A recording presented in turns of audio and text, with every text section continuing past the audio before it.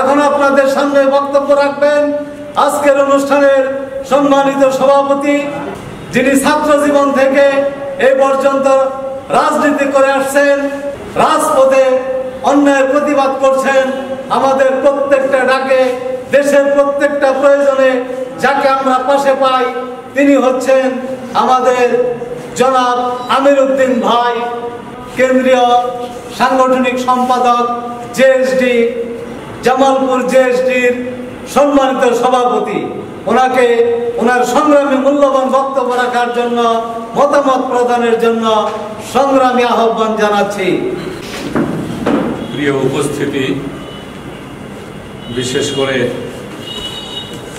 আমাদের জাতীয় সমাজতান্ত্রিক দল জেএসডির সম্মানিত সাধারণ সম্পাদক অ্যাডভোকেট তাজউদ্দিন সবুজ, জাতীয় সমাজতান্ত্রিক দল জেএসডি জামালপুর জেলা শাখার সম্মানিত সহসভাপতি বিশিষ্ট সাংবাদিক এম এ আওয়াল, আমাদের জেএসডি পরিবারের আরেক সদস্য, আমাদের জাতীয় কৃষক জোটের সম্মানিত জেলা আহ্বায়ক আমাদের তোজাম্মেল হক সাহেব, আমাদের জামালপুরের সবচেয়ে জনপ্রিয় পত্রিকা দৈনিক পল্লী কণ্ঠ প্রতিদিনের ভারপ্রাপ্ত সম্পাদক জনাব জিয়াউর রাফি, যিনি ভাসানী জনশক্তি পার্টির সহসভাপতি কেন্দ্রীয় কমিটি, আমাদের জামালপুরের নজরুল চর্চা কেন্দ্রের সম্মানিত সহসভাপতি কবি রফিকুল ইসলাম তাহের ভাই,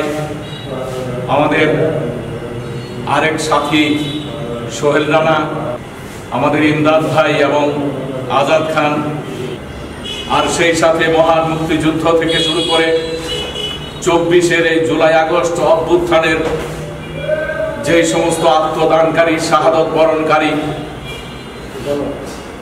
ব্যক্তি রয়েছেন, তাদের বিদেহী আত্মার প্রতি সম্মান ও শ্রদ্ধা নিবেদন করছি। স্মরণ করছি সেই ছোট্ট শিশুকে, যিনি নিরাপদ সড়ক আন্দোলনে হাতে একটি প্লেকার্ড নিয়ে দাঁড়িয়েছিলেন। প্লেকার্ডে লেখা ছিল উই ওয়ান্ট জাস্টিস।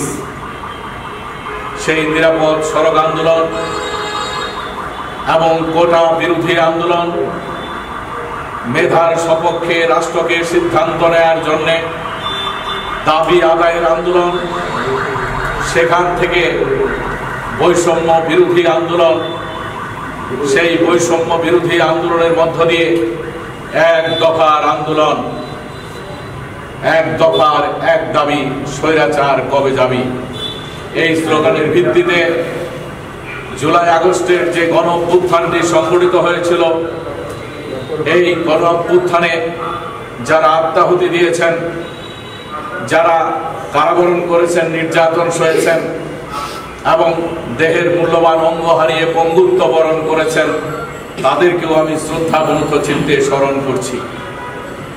এই স্মরণের মধ্য দিয়ে আমাদের যে বিষয়টি আরো স্মরণ করতে হবে, যে যুগে যুগে আত্মদানকারীরা সবসময় বঞ্চিত হয়ে আসছে। এই দেশের সাধারণ খেটে খাওয়া ঘরের সন্তানেরা, বিশেষ করে নিম্নবিত্ত, নিম্ন মধ্যবিত্ত ঘরের সন্তানেরাই এখানে প্রাণ দিয়েছে, জীবন দিয়েছে এবং জীবনকে তুচ্ছ মনে করে এই ভয়ঙ্কর পরাক্রমশালী সশস্ত্র ফ্যাসিস্ট শাসনের পতন ঘটিয়েছে।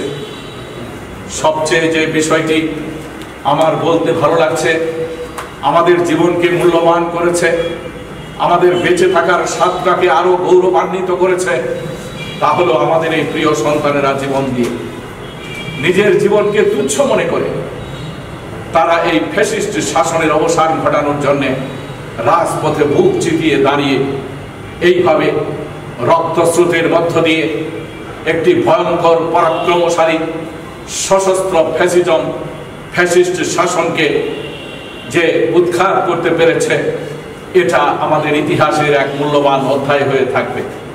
শুধু তাই নয়, এই ছাত্র, তরুণ, যুবক, শিশু তারা প্রাণদান করে সারা বিশ্বের কাছে একটি নতুন আন্দোলনের লড়াইয়ের একটি নতুন মাত্রা যোগ করেছে। বিশ্ব রাজনীতির ইতিহাসে পৃথিবীর দেশে দেশে যত স্বৈরাচার আসবে, যত ফ্যাসিস্ট শাসন আসবে বা এসেছিল তাদের পতনের জন্য আমরা জানি, ইতিহাস আমাদের শেখা, যে হিটলারের মতো ফ্যাসিস্টকে বিদায় করতে বিশ্বযুদ্ধের প্রয়োজন হয়ে পড়েছিল। ইতালির মুসোলিনিকে বিদায় করতে অনেক রক্ত ছড়ানো হয়েছিল, আর আমাদের এই ফ্যাসিজমকে বিদায় করতে আমাদের ১,৫০০ মানুষের প্রাণ, প্রায় ৩০,০০০ মানুষের বন্ধুত্ব বরণ এবং ইতিহাসের দীর্ঘ পথ চলা, এই সব কিছুই আমাদের ইতিহাসের মূল্যবান অধ্যায় হয়ে থাকবে।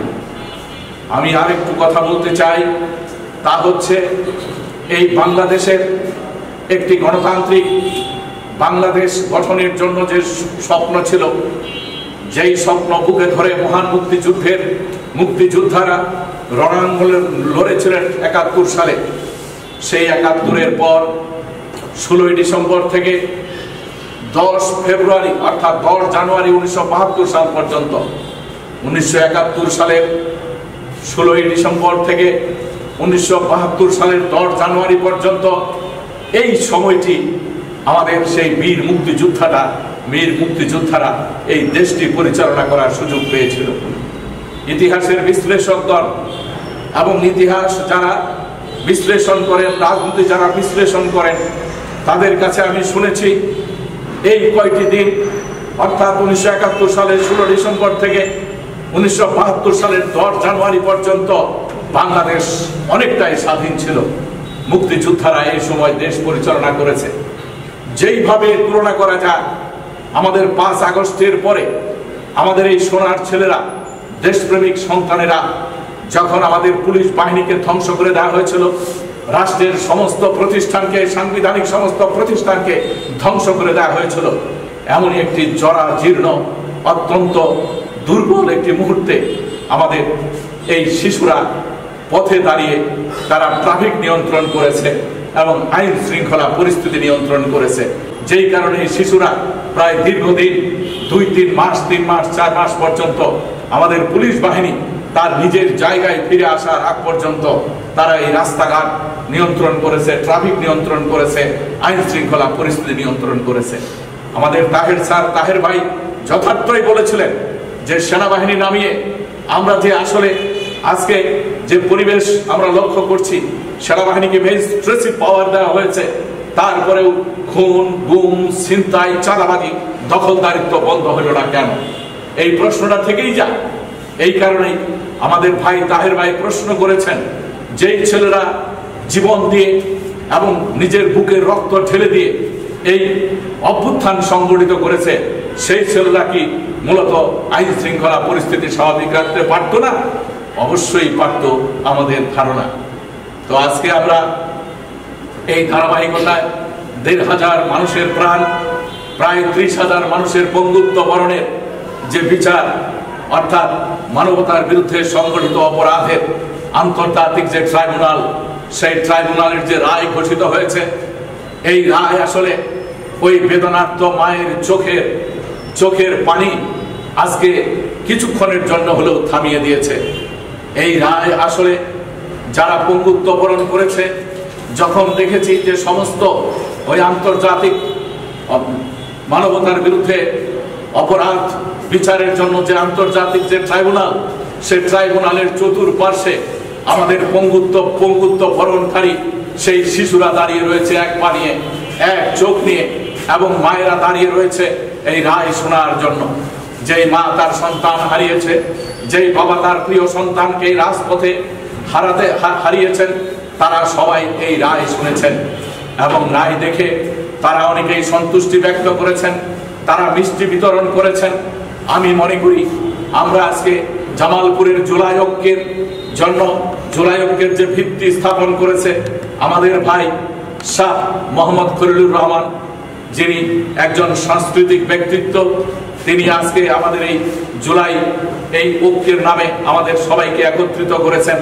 তাই আজকে এই জুলাই ঐক্যের এই আলোচনা এবং প্রতিক্রিয়া ব্যক্ত করার এই অনুষ্ঠানের সভাপতি হিসাবে আমরা এভাবে বলতে চাই যে এই রায় আগত দিনে, অর্থাৎ পৃথিবীর ইতিহাস যতদিন থাকবে ততদিন এই রায় মানুষ মনে রাখবে অন্যায় করে, অত্যাচার করে, নির্যাতন করে, নিপীড়ন করে, দম্ভ দেখিয়ে, অহংকার দেখিয়ে এই পৃথিবীতে বেশি দিন টিকে থাকা যায় না। এবং এই কারণে আজকের সেই বিচারটি হয়েছে। আমরা আসলে শেখ মুজিবকেও বুঝে হোক না বুঝে হোক বড়ই ভালোবেসেছিলাম, কিন্তু ভালোবাসার মূল্য তিনি দিয়েছেন। তার শাসনামলে হাজার হাজার ভিন্ন মতাবলম্বীদের হত্যা করে আমাদের ভালোবাসার মূল্য দিয়েছেন। আমাদের ভালোবাসার মূল্য দিয়েছেন সেই 3.5 বছরের শাসনে। এই রাষ্ট্রটিকে গঠন করার সুযোগ পাওয়ার পরেও এই রাষ্ট্রটি তিনি গঠন করতে পারেননি। সেদিনকার সেই ভয়াবহ দুর্বৃত্তায়নের যে ধারা এবং সেদিনকার যে রাষ্ট্র গঠনের যে ব্যর্থতা এবং মানবাধিকার লঙ্ঘনের যে ভয়ঙ্কর চিত্র সেদিন আমরা দেখেছি। ৭৪-এর সেই দুর্ভিক্ষে মানুষের জীর্ণ শীর্ণ মানুষের যে ছবি, রংপুর রেলওয়ে স্টেশনে একজন শিশু বমি করেছে, আরেকজন ক্ষুধার্ত শিশু এসে সেই বমি চেটে চেটে খেয়েছে। ক্ষুধার্ত মানুষ যখন কলা গাছ কেটে কলা গাছের মাঞ্জাল তারা খেয়েছে, এই দৃশ্য আমরা দেখেছি। আমরা পরবর্তীকালে ভারতের নোবেল লরিয়েট তিনি বই লিখে বলেছেন খাদ্যের কোনো অভাব ছিল না, কিন্তু শুধু ছিল দুর্নীতি আর দুর্নীতি। দুর্নীতির কারণে খাদ্য থাকার পরেও এই মানব শিশুরা এভাবে প্রাণ দিয়েছে। লক্ষ লক্ষ মানুষ সেই দুর্ভিক্ষে প্রাণ দিয়েছে। আর আমাদের প্রিয় নেতা সেদিনকার বঙ্গবন্ধুর মুখে শুনেছি মাত্র ২৭,০০০ মানুষ প্রাণ দিয়েছে। এই ২৭,০০০ মানুষই বা কম কিসে? আজকে সকল কিছুই মনে পড়ে। তাকেও অত্যন্ত করুণ পথে দুনিয়া থেকে বিদায় নিতে হয়েছে। এই জাতি চাইনি, তবুও সেই পথেই তাকে সপরিবারে এভাবে বিদায় নিতে হয়েছে। আজকে তারই সন্তান এই বাংলাদেশ শাসন করতে এসে বাংলাদেশের মানুষের হৃদয়ের মণিকোঠা সে ভালোবাসার চেয়ার স্থাপন করতে পারতেন, ভালোবাসার সিংহাসন স্থাপন করতে পারতেন, কিন্তু তিনি তা না করে প্রতিবেশী ভারতের সহযোগিতা এই বাঙালি জাতিকে দাবিয়ে রাখার চেষ্টা করেছেন। অথচ তিনি ইতিহাস জানেন না, এই বাঙালি জাতি কোনোদিন দিল্লির শাসন মাথা পেতে নেয়নি। দিল্লির প্রতিটি শাসন শোষণের বিরুদ্ধে বাংলাদেশের মানুষ প্রতিবাদ করেছে। আমরা সেটা বলেছিলাম। সেই ঈসা খান, এই ইতিহাস সবাই জানেন যে ঈসা খানের তলোয়ারের আঘাতে সেই সম্রাট আকবর, দুনিয়া কাঁপানো সম্রাট ছিলেন, সেই সম্রাট আকবরের সেনাপতি সেই মান সিংহের তলোয়ারটি ভেঙে খান খান হয়ে গিয়েছিল। পরবর্তীকালে বাধ্য হয়েছিলেন স্বাধীনতা দিয়ে দিতে। তাই এই স্বাধীন চেতা বাঙালি জাতি যারা সশস্ত্র যুদ্ধের মধ্য দিয়ে এই আজকের এই ভূখণ্ড, আজকের এই জাতীয় পতাকা, আজকের এই আমাদের এই পরিবেশ, এই রাষ্ট্রের স্বাধীনতা এনেছিল। আজকে যে ফ্যাসিবাদ বিরোধী লড়াইটা হয়েছে, আমি ইতিহাস থেকে একটু বলতে চাই। আমাদের ফ্যাসিবাদ বিরোধী লড়াইটির সূচনা করেছেন আসম আব্দুর রব। যেদিন 1974 সালে 17ই মার্চ, যেদিন আসম রবের লক্ষ লক্ষ জনতা নিয়ে যেদিন ক্ষুধার্ত মানুষের পক্ষে অর্থাৎ ঘুষ, দুর্নীতি, দুর্বৃত্তায়ন এবং দুর্ভিক্ষের বিরুদ্ধে মানুষ না খেয়ে মরে যাচ্ছে, তার প্রতিবাদে স্মারকলিপি দিতে গিয়েছিলেন সেই ক্যাপ্টেন মনসুর সাহেবের বাড়িতে। সেদিন গুলি করে আমাদের 50 জন মানুষকে সেখানে হতাহত করেছিলেন। এবং সেদিন আসম আব্দুর রব গুলিবিদ্ধ হয়ে মেজর এম এ জলিল, যিনি ছিলেন 9 নম্বর সেক্টরের অধিনায়ক, যিনি ভারতীয় লুটপাটের বিরুদ্ধে প্রতিবাদ করার কারণে তাকে সেদিন সেই মেজর এম এ জলিলকে কোনো খেতাব দেওয়া হয়নি। সেই বীর পুরুষ গুলিবিদ্ধ অবস্থায়, আসম আব্দুর রব গুলিবিদ্ধ অবস্থায়, মোহাম্মদ শাহজাহান গুলিবিদ্ধ অবস্থায় সেদিন তারা গ্রেপ্তার হয়েছিলেন। এবং সেদিন থেকে আমরা শেখ মুজিবের সেই ফ্যাসিবাদ বিরোধী আন্দোলন করে আসছি এবং ওই 17ই মার্চকে আমরা ফ্যাসিবাদ বিরোধী দিবস হিসেবে পালন করে আসছিলাম। কিন্তু সেটা এসে মিলিত হয়েছে 24-এর সেই সোনার ছেলেদের রক্ত ধারার সেই ধারাতে সেই ফ্যাসিবাদ বিরোধী এসে যুক্ত হয়েছে। তার ধারাবাহিকতায় আজকে আমরা রয়েছি। তাই জামালপুরবাসীকে আহ্বান জানাতে চাই, বন্ধুরা আসুন, এখানে আমরা কেউ কারো শত্রু নই, কিন্তু এই দেশটা তো আমাদের। এই বহুত রক্তের মধ্য দিয়ে এবং সীমাহীন রক্তের মধ্য দিয়ে রক্ত নদী সাঁতরে এই দেশ স্বাধীন করা হয়েছে। আর এই দেশ স্বাধীন করার পরেও রাষ্ট্র হিসাবে আমরা এই দেশকে গড়ে তুলতে পারিনি, যেই কারণে অন্যায়, অবিচার, অনাচার, দুর্বৃত্তায়ন, শোষণ, বঞ্চনা থেকেই গেছে। আমরা মহান মুক্তিযুদ্ধের মধ্য দিয়ে সেই মহান মুক্তিযুদ্ধের ঘোষণা, সাম্য, মানবিক মর্যাদা, সামাজিক সুবিচার আমরা প্রতিষ্ঠা করতে পারিনি। আবারও সেই বৈষম্য বিরোধী আন্দোলন হয়েছে। বৈষম্য বিরোধী আন্দোলনের মধ্য দিয়ে আমরা আসলে সেই কথাটাতেই আবার ফিরে আসতে চাচ্ছি। সাম্য, মানবিক মর্যাদা এবং সামাজিক সুবিচার, সেই সাথে মানুষের মতামত প্রকাশের যে স্বাধীনতা, ভোটাধিকার প্রদানের যে স্বাধীনতা, সেই স্বাধীনতা অর্জনের জন্যই এই আমাদের জুলাই আগস্টের অভ্যুত্থানটি সংঘটিত হয়েছে।